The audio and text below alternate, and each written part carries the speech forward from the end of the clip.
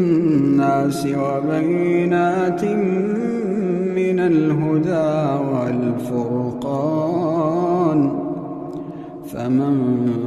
شهد منكم الشهر فليصمه،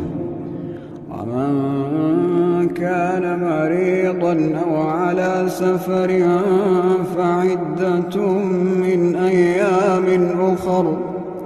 يريد الله بكم اليسر ولا يريد بكم العسر،